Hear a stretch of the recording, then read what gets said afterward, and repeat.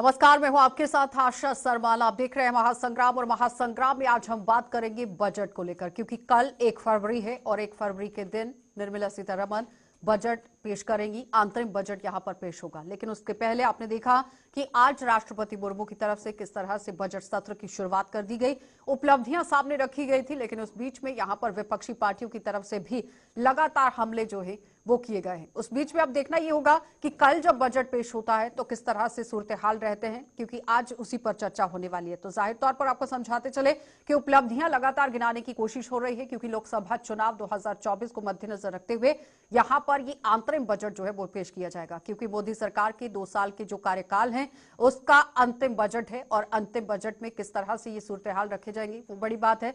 लेकिन सबसे बड़ी आपको बात बताते चले कि 4 ही जगहों पर ज्यादातर फोकस जो है वो किया गया है, जिसमें बताया गया कि गरीबों पर फोकस किया जाएगा, किसानों पर किया जाएगा, महिला और युवाओं पर ज्यादातर फोकस जो है वो सरकार का रहेगा। और इन 2 सालों के अंदर, इन 10 सालों के अंदर किस तरह से सरकार ने काम किया है वो भी आपने देखा कि मुर्मू किस तरह से पूरी उपलब्धियां गिनाती नजर आई। लेकिन उन्होंने कई तरह की बातें भी सामने रखी हैं कि जो अभी तक योजनाएं पूरी नहीं हो पाई हैं उन्हें पूरा करने का लक्ष्य रखा गया है कि बहुत ही जल्द वो लक्ष्य यहां पर कर दिया जाएगा। तो चलिए बड़ी अपडेट के साथ ही आज कार्यक्रम की शुरुआत करेंगे। इस वक्त की बड़ी अपडेट बताते चले कि मोदी सरकार की आखिरी बजट सत्र की फिलहाल शुरुआत हो गई है और कल यहां पर मोदी सरकार के दूसरे कार्यकाल का अंतरिम बजट जो है वो पेश किया जाएगा।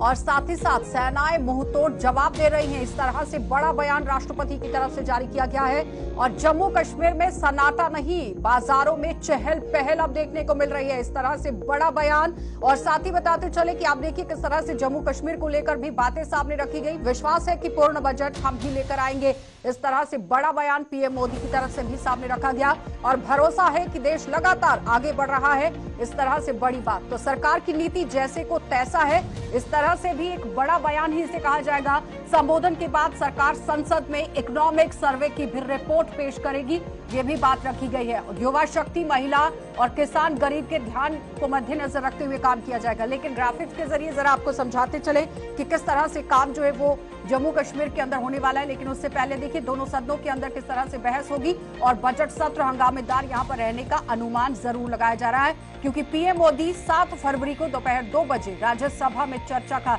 जवाब देंगे और बजट सत्र पूरी तरह से हंगामेदार रहने वाला है, क्योंकि विपक्षी पार्टियां भी यहां हमलावर होने वाली हैं। अब देखना ही होगा कि किस तरह से ये पूरा सत्र यहां पर चलेगा।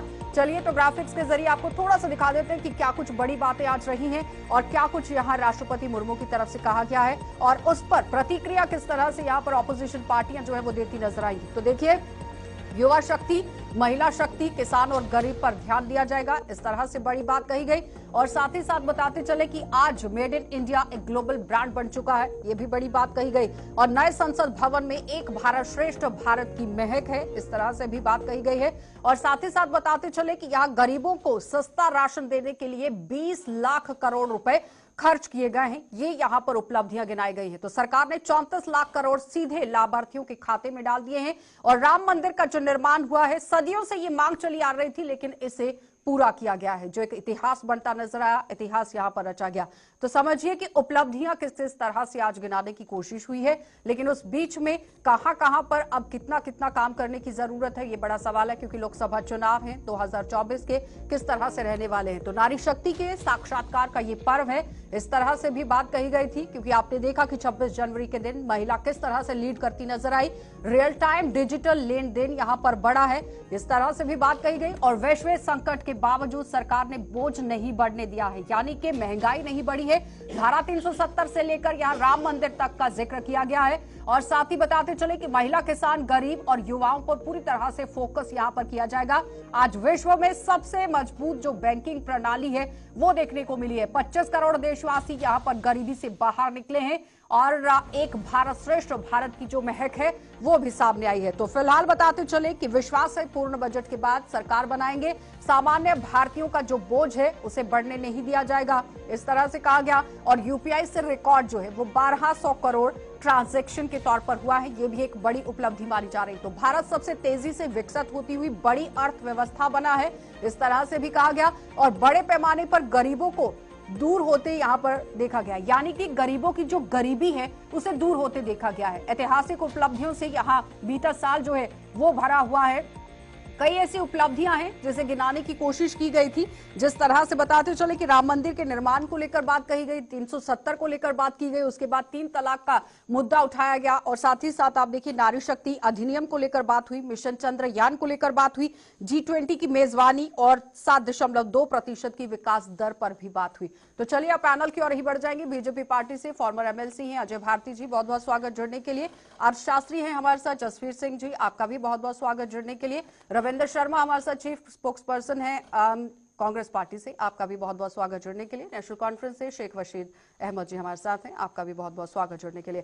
तो सबसे पहले भी रविंद्र जी आप ही के पास आऊंगी, क्योंकि कांग्रेस इस वक्त ऑपोजिशन की सबसे बड़ी पार्टी है, किस तरह से इस पूरे बजट सत्र को देख रही है, क्योंकि कल अंतरिम बजट पेश किया जाएगा। पहली बात तो है कि बजट स्तर में राष्ट्रपति और गवर्नर स्टेट में जो है वो अभिभाषण देते रहे, वो औपचारिकता है, संवैधानिक प्रक्रिया है और सरकार की उपलब्धियां ही गिराते हैं। राष्ट्रपति जी का पूरा सम्मान है, लेकिन उनकी मजबूरी है कि जो रिपोर्ट कार्ड या जो भाषण तैयार किया जाता है सरकार द्वारा अंडर आर्टिकल 87 उसको उन्होंने पढ़ना है।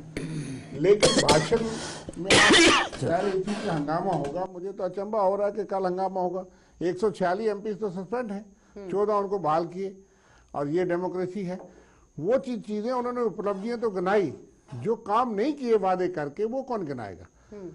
आपने 4 प्रमुख बातें कही।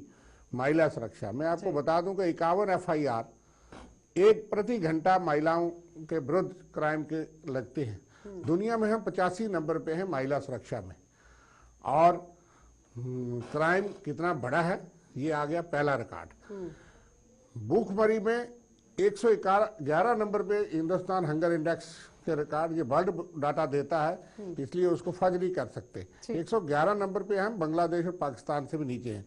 हालांकि 80 करोड़ लोगों को हम मुफ्त राशन दे रहे हैं, ये बताने के लिए कि BPL से ऊपर हो गए, क्योंकि 27 करोड़ जो मनमोहन सिंह की गवर्नमेंट ने बाहर निकाले थे वो 23 करोड़ द्वारा गरीबी रेखा से नीचे चले गए थे। अब इन्होंने दावा किया है, लेकिन शायद उसमें खाना पीना ये मुफ्त देते, जो 2 रुपए 3 रुपए किलो था। मुझे कंप्लीट करने में 3-4 बातें आपने की, 4 पे बात कहूंगा। युवा 2 करोड़ का वादा इन्होंने किया था।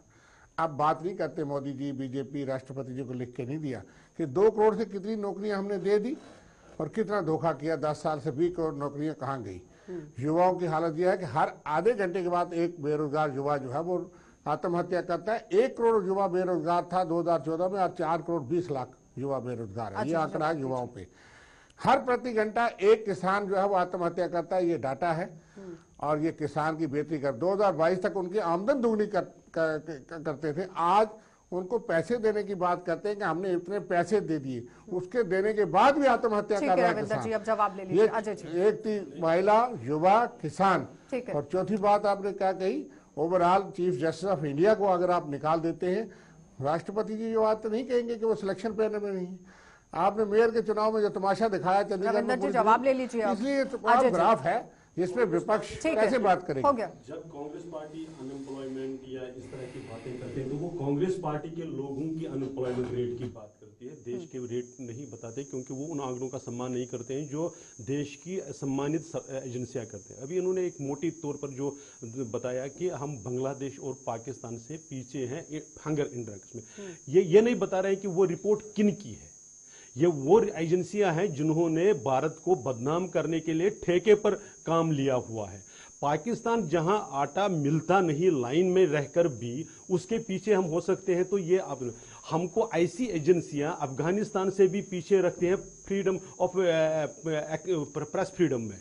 तो इसलिए उन एजेंसियों वो कांग्रेस के लिए हमदर्द हो सकती है, लेकिन उनका बेसिक एंटी इंडिया एजेंडा है, इसलिए वो वैसा करते हैं। उसका नहीं, पूरा जो एक्चुअल जो काम हमारे सम्मानीय महामहिम राष्ट्रपति जी ने किया, उन्होंने पिछले 10 वर्षों में जो सरकार ने पहली बार पॉलिसियों का फोकस ऊपर की जो क्रीमी लेयर से हटाकर गरीब को फोकस में लाकर जो देश में हुआ है उसका काम बताया है। चाहे वो राम मंदिर का निर्माण हो, 500 वर्षों से जो संघर्ष चल रहा था, बेशक कांग्रेस पार्टी ने इस मामले में गांधी जी की बात को भी नहीं माने, उनके रामराज के स्लोगन को भी छोड़ दिया, क्योंकि ये हिंदू विरोधी, भारत विरोधी, उनके ताकतों के साथ खड़ा रहना पसंद करते हैं। लेकिन इसके बाद भी देखिए, गरीबी 25 करोड़ लोगों को गरीबी से, उसमें 11 लाख तो लगभग जम्मू कश्मीर के हैं जो गरीबी से ऊपर आए हैं।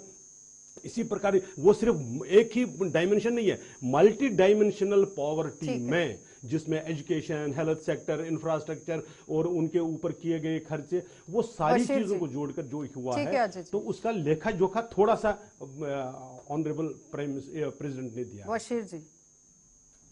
आशा जी, मैं जब रविंदर जी को सुन रहा था, बजट हर साल, अब चूंकि ये तो बजट है, ये ऑन अकाउंट बजट है, और जो आपने कहा कि इन्होंने दावा किया है कि दूसरा बजट भी हम ही पेश करेंगे, जो बाज़ाब्ता तौर पे बजट होगा इलेक्शन के बाद। पहली चीज़ मैं आपको बताऊंगा कि झूठ में तो माहिर हैं ये जो फिगर्स हमारे सामने हैं, जो मैं उनको दोहराऊंगा नहीं, जो रविंदर जी ने कहा है। जम्मू कश्मीर में एक गवर्नर साहब आए, उसने कहा 50,000 नौकरी हमारे पास है, देंगे। वो 50,000 नौकरी कहीं नजर नहीं आई। 29,000 उसमें हो गया। प्लीज, मैं जब बोल रहा हूं तो डोंट इंटरप्ट, डोंट इंटरप्ट। उसमें हो गया। अपने जब बारी आएगी कहिए, otherwise I will not speak. 50,000 3 महीने में था। एक मिनट। नंबर 1। नंबर 2, सुनने की थोड़ी ताकत रखिए।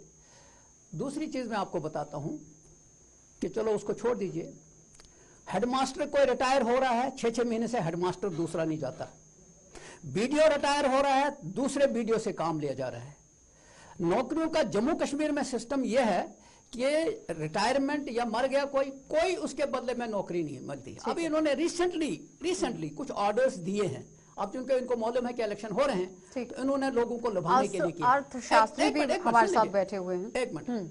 उन्होंने रिसेंटली कुछ ऑर्डर्स दिए, अभी शायद एलजी साहब ने दिए। ऐसा लगता है कि एलजी साहब ही अपॉइंटमेंट कर रहे हैं, क्योंकि इनका ट्रैक रिकॉर्ड जो पीछे था वो तो आपको भी मालूम है, सबको मालूम है कि वहां घपले ही घपले हो गए और वो हुआ ही नहीं। दूसरी चीज मैं आपको बताता हूं, प्राइम मिनिस्टर ऑफ इंडिया जब बने मोदी जी, तो एक आजकल वीडियो वायरल हुई है। वायर ने वो तहकीकात की है। वायर ने ये कहा है कि प्राइम मिनिस्टर ऑफ इंडिया ने 2014 में जब हुकूमत संभाली तो उन्होंने फाइनेंस कमीशन को कहा कि स्टेटों को 44% के बजाय 32% दीजिए। आज जी इस पर जवाब दीजिए। अच्छा, एक मिनट जल्दी से, और फिर मुझे ये देखिए ये क्या इन्होंने जिस एजेंसी का नाम किया, उनकी फंडिंग कहां से हो रही है, सिर्फ इतना बता दे। उस वायर एजेंसी का फंडिंग कहां से हो रही है? नहीं, नीति आयोग की नहीं, आज शास्त्री हमारे साथ इस वक्त बैठे हैं। आ रही इसको कंटिन्यू करेंगे अभी। इस तरह से नहीं अजय जी, बस हो गया, ठीक है, एक कर, इस तरह से नहीं चलेगा। अब शास्त्री भी वेट कर रहे हैं। जसवीर जी, सवाल अब यहाँ पर ये बनता है कि कल जिस तरह से आ रही हूं मैं, वशीर जी आपको समय दूंगी। जसवीर जी, जिस तरह से कल बजट पेश होगा, टैक्स पेयर्स को लेकर क्या राहत रहेगी? क्या यहाँ पर नए और पुराने जो टैक्स की दरें हैं उस पर कभी होने की जो एक डिमांड रखी गई थी, क्या उसमें होगा? या फिर 80D की जो बढ़ोतरी करने की उम्मीद जताई जा रही थी, क्या उसमें रहेगा? किस तरह से रहेगा ओवरऑल बजट? देखिए, इस सारे डिस्कशन में मुझे लगता है कि सारे पॉलिटिकल ग्रुप्स में एक अर्थशास्त्री को भी आपने इनवाइट किया, तो आंकड़े तो अर्थशास्त्री तो इकोनॉमी को लेके ही बात करेगा, क्योंकि कोई भी इकोनॉमी जो है, चाहे वो इस दौर में है या पिछले दौर में है, उसके कुछ इकोनॉमिक इंडिकेटर्स होते हैं, आपको वो देखने पड़ते हैं। और फिर जैसे आपने अभी पूछा है कि आने वाले बजट में सुबह हम क्या एक्सपेक्ट कर रहे हैं, लोगों की हर समय बजट के साथ आशाएं बधी होती हैं, लेकिन उससे पहले मैं इतना ज़रूर कहना चाहूँगा कि अगर आप इस समय हमारे भारत की दिशा को देखें, तो एक जो ग्लोबल कॉन्फिडेंस है और जो इकोनॉमी के कुछ ऐसे पैरामीटर है कि जो इकोनॉमी को आगे ले जा सकते हैं बड़े सरल रूप से, वो अग्रसर हैं और बढ़ रहे हैं। जैसे आपका इंफ्रास्ट्रक्चर है, स्पेस में भी हमने एक नाम कमाया है, कॉन्फिडेंस इंटरनेशनल एजेंसीज का भी और कंट्रीज़ का भी बढ़ा है। और जैसे कि अभी बात चल रही थी कि गरीबों की योजनाएं जो हैं वो पहले भी थी, अब भी हैं, लेकिन फ़र्क इतना है कि जैसे जनधन योजना या ग्रास रूट पे लोगों को बड़ी पारदर्शिता से अगर आप इन्वॉल्व करते हैं तो उसमें कॉन्फिडेंस बन जाता है। लेकिन जसवीर जी, जिस तरह से 80D में मेडिक्लेम प्रीमियर लिमिट को बढ़ाने की बात कही गई, क्या वो हो सकता है? उसी पे मैं आ रहा था। वो मेरी भी आशा रहेगी और उम्मीद रहेगी हमारी वित्त मंत्री जी से, क्योंकि जो आप अचीव करने की बात कह रहे हैं, जब तक आप उसको पब्लिक तक इन पर्टिकुलर जो निम्न स्तर के लोग हैं या मिडिल लेवल के लोग हैं, मध्य वर्ग है, उस तक नहीं पहुंचाते तो वो लोगों को वो इंटरनल कॉन्फिडेंस नहीं मिलता। मेरी उम्मीद है कि जो इनकी स्लैब्स हैं वो भी चेंज होंगी, उसमें कुछ राहत मिलेगी। और 80C की जो बात कर रहे हैं और डी वाली क्या लगता है जसवीर जी कि किस तरह से राहत मिलनी चाहिए? मुझे उम्मीद है और मैं भी आशा करता हूं कि क्योंकि अभी देखिए हमारी जनसंख्या में वृद्ध जो लोग हैं उनकी जनसंख्या काफी बढ़ रही है, और उसके बढ़ने से क्या होता है कि जो हेल्थ पे खर्चा होता है वो बहुत ज्यादा बढ़ जाता है। तो उसमें जो हमें यहाँ छूट मिलती है उसको बढ़ा देना चाहिए, ताकि इस एज में आके एक तो पेंशन पे आ जाते हैं लोग, दूसरा उनका मेडिकल एक्सपेंसेस बढ़ जाता है, और उसी प्रकार से जो चलिए तो बशीर जी आप ही से शुरू उसको करूंगी क्योंकि आप पर छोड़कर गए थे। जी मैं आपको बताता हूं कि महंगाई का जो दर है वो इतना बढ़ गया है। मैं चूंकि जसवीर जी कह रहे थे कि जनाब जो हमारा ये है इकॉनमी है, वो इकॉनमी कोई नहीं देखता। क्या महंगाई को रोकने में आपने कोई प्रोविजन किए? नहीं, महंगाई बढ़ने दी, बल्कि डीजल पेट्रोल को भी आपने कंट्रोल करने की कोशिश नहीं की। फिर जब इलेक्शन नजदीक आते हैं तो कंट्रोल करना शुरू कर देते हैं। महंगाई बढ़ने को लेकर कोई काम नहीं किया। नंबर दो गलत आंकड़े नहीं प्रसारित होने मैं आपको बताता हूँ, आपके वजह से नहीं होता। वी आर नॉट, वही जो मेरी बात सुन लीजिए, पहले सुन मिडिल लीजिए। वर्ग वाले आंकड़े नहीं बताइए ना जी। पहली चीज ये है, ये जो ये सामने पहली चीज ये है कि जो मैं बता रहा हूँ वहाँ बताइए भाई क्या महंगाई रुकी है 2014 से लेके 2023 अब जिस वक्त हम जा रहे हैं, क्या महंगाई को आप रोक पाए? डबल डिजिट थी इनके समय में जब ये सरकार में थे, डबल डिजिट थी, 12% थी, 7% से हाईएस्ट 10-12 में कभी गई नहीं। ऐसे प्लीज करके सिर्फ आप ही सारा समझ लीजिए, आपकी पब्लिक रैली नहीं है ये। मैं विद रिस्पेक्ट बताऊं कि ये आपकी पब्लिक रैली नहीं है, आंकड़ों को सही बता दीजिए। आज भी 4% इन्फ्लेशन रेट है, 5% से कम है। आपकी ये ग्रोथ रेट लगातार 2 कॉन्सिक्यूटिव में 7.2 से ज्यादा है। इस तरह से नहीं करे, गलत आंकड़े नहीं दीजिए। आप बिजली के किराए डबल के रह गए और बिजली आप 4-4 घंटे नहीं देते, 10-10 घंटे कट है। ये आप अपना रिकॉर्ड भी देख लीजिए। और बारिश नहीं होगी, बारिश बजट नहीं करवा सकती, बारिश और बर्फबारी बजट नहीं करवा सकती है, वो सरकार नहीं करवा सकती है। रिक्वेस्ट इनसे भी करूंगा, आपसे भी करूंगा कि अपने नंबर पे बोले, अच्छी बात है, हम एक दूसरे को इंटरप्ट करेंगे कंप्लीट करने नहीं देते। इस तरह से शोर करेंगे तो फिर कैसे जनता? इकॉनमी की बात करते हो, मैं आप सॉरी अब मैं बताऊंगा। बताइए, उस वक्त प्रधानमंत्री जी कहते थे रुपए की कीमत गिरती है तो प्रधानमंत्री की इज्जत गिरती है, देश की इज्जत गिरती है। आज 83 हो गया रुपया डॉलर, ठीक है, 83 रुपये का $1 है। कहाँ 70 71 और कहाँ 83? अभी मैं नहीं गिरी इंडिया की 2,05,000 करोड़। यहाँ शास्त्री बैठे हैं, अगर मैं गलत बोलूँ ये कंट्राडिक्ट कर सकते हैं। 2 लाख, सुनिए, 2,05,000 करोड़ आज आप पे लोन है, जो कि 1,15,000 करोड़ लोन 5 साल में मोदी जी ने और इस प्रधानमंत्री ने लिया। 70 साल में 55,000 करोड़ था।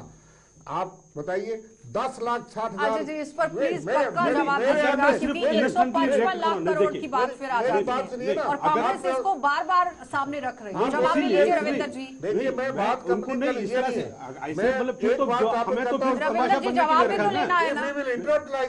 मैं इंटरप्ट नहीं कर रहा हूँ, वो मुझसे पूछ रहे हैं। इस तरह से नहीं होगा मैं पूछ रहे हैं, आप बोलने नहीं देंगे तो कैसे चलेगा? एक इस तरह से चलिए अपनी बात पूरी कीजिए रविंदर जी, बात पूरी जल्दी से। मैं जो बात कहता हूँ कंप्लीट प्लीज आप मान लीजिए।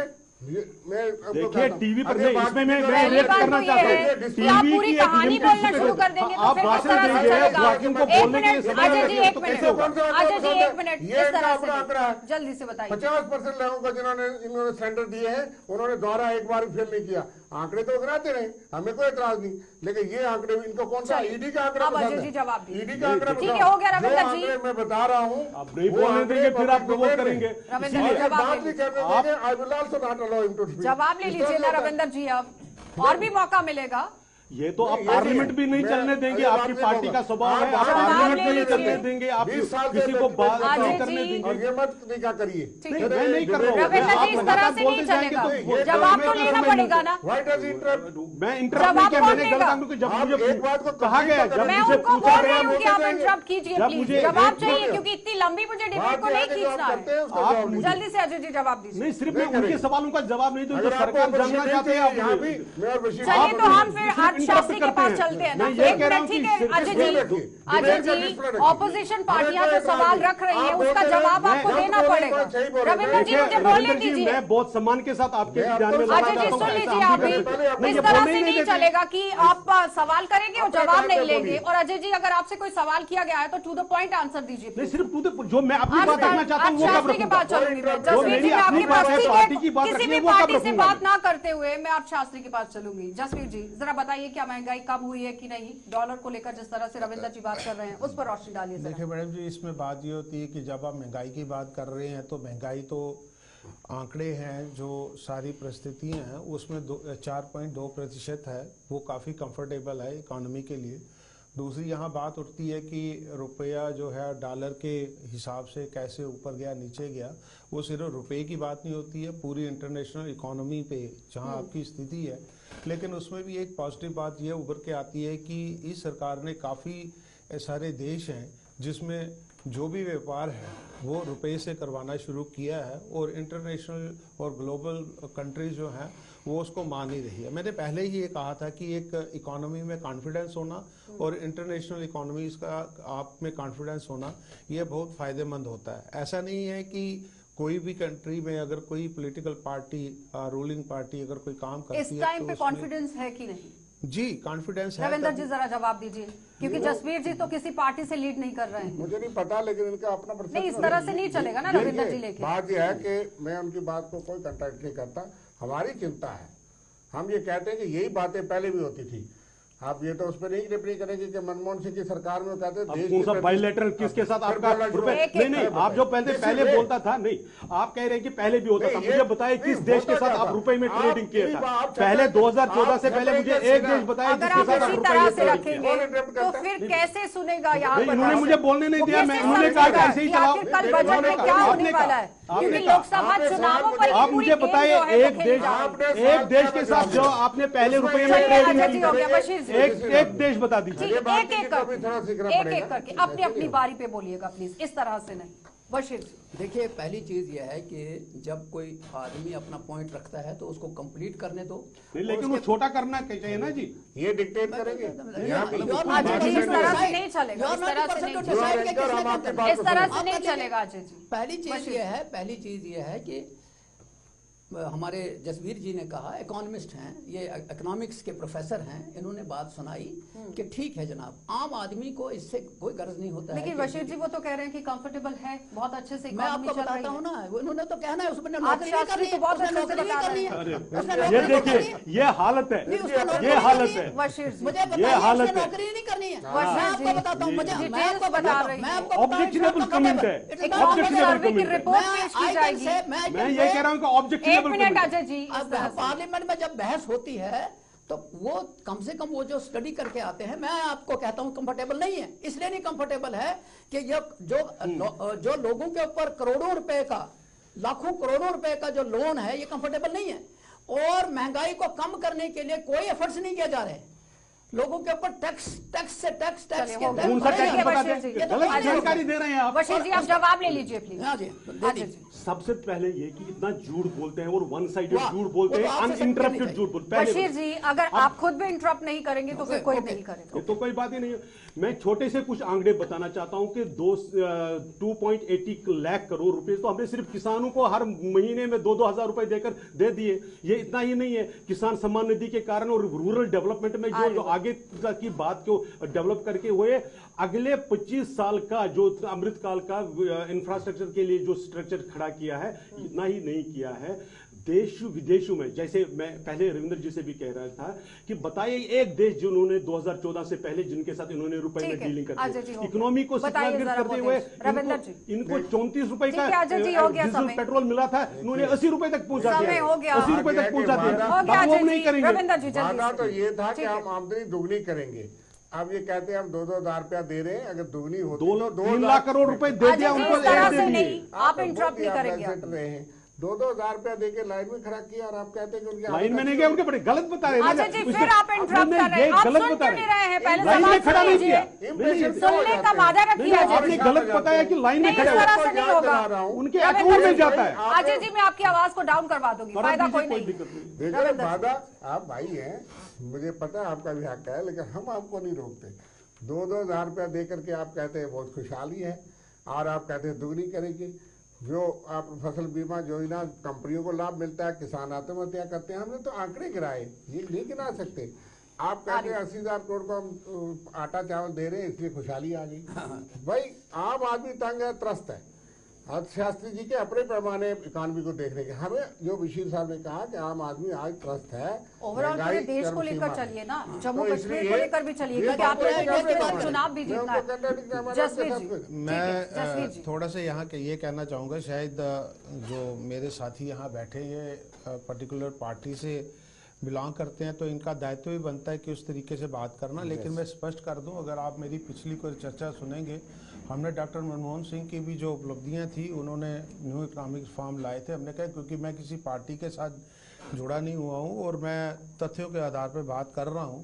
आपको लगता होगा कि मैं सरकार के बहुत ज़्यादा फेवर में जा रहा हूं। मैंने अभी अंकित किए हैं कुछ पॉइंट्स, जैसे कि सरकार ने काफ़ी सारी जो चीज़ें हैं वो अभी करनी बाकी हैं, जैसे कि उनको डोमेस्टिक जो डिमांड है उसको भी बूस्ट करना है, जो बहुत ज़्यादा चाहिए, और एक्सपोर्ट कॉम्पिटिटिवनेस चाहिए, क्योंकि जब हम ग्लोबल इकोनॉमीज के साथ जुड़ते हैं और हमारे यहाँ एक्सपोर्ट के ऊपर ध्यान नहीं दिया जाता, तो वो भी हमें जो है कहीं नुकसान पहुंचा सकता है। और सबसे बड़ी बात ये है कि जो हमारी रीजनल सेक्टर्स हैं या कंट्रीज हैं, रीजन वाइज हमें ट्रेड एग्रीमेंट्स करने पड़ेंगे। लेकिन जसवीर जी, एक बात जरूर आपसे जानना चाहूंगी, क्या टैक्स की जो टेंशन्स हैं उसमें कहीं ना कहीं राहत मिलेगी? जिस तरह से होम लोन की मैं बात उम्मीद करें, करता हूं कि जैसी और कि साथ में जीएसटी वगैरह आय से को लेकर बात हुई थी जी, तो मेरी तो रादर रिक्वेस्ट रहेगी वित्त मंत्री साहिबा से कि जो इनकम का डायरेक्ट टैक्स के स्लैब्स हैं उसको थोड़ा कम किया जाए, क्योंकि मैंने पहले भी एक बात कही कि अगर जो आप कह रहे हैं, जैसे यहाँ भी चर्चा हो रही है, कुछ आपके ऐसे इनिशिएटिव्स होने चाहिए कि जो मध्य वर्ग के और निम्न वर्ग के लोगों को यथार्थ में फील हो, कि क्योंकि हम आंकड़ों पे बात करते हैं, हो सकता है कि उन लोगों को ये पता ना चले, लेकिन उसका लाभ जो है वो तो वो एंजॉय करते ठीक हैं। है, एक एक कमेंट कीजिएगा बशीर जी। आलिम अजय जी, मैं आपके पास क्लोज मुझे ये तो ऑन अकाउंट बजट है, और मैं उस दिन समझूंगा कि जिस दिन महंगाई को कम करने के लिए काम किया जाएगा और आम आदमी की बात सोची जाएगी, अडानी और अंबानी की नहीं सोची रविंद्र जाएगी। जी, देखिए, जो वादे इन्होंने किए थे 2014 में, हम कहेंगे वो पूरे नहीं किए। काला धन वापस नहीं आया, बढ़ गया काला धन। और जो इन्होंने 2 करोड़ नौकरियां, किसान, महिला सिक्योरिटी की बातें की थी, उस पैमाने पे सरकार विफल है, हमारा तो ये जसवीर जी, मानना है। ठीक है जसवीर मेरा जी, तो आप- यहाँ इतना ही स्पष्टीकरण है कि मैं कहीं अगर नौकरी करता हूँ तो मेरे पे कोई किसी का दबाव नहीं है। तो हम जो बात करते हैं वो इंडिपेंडेंट हो गया। व्यू है, वो अजय मेरे जी। व्यू होंगे। मेरा पहले सीधी सी बात ये कहनी थी, जो हमारी अपोजिशन पार्टी है बहुत ही रिस्पॉन्सिबल है।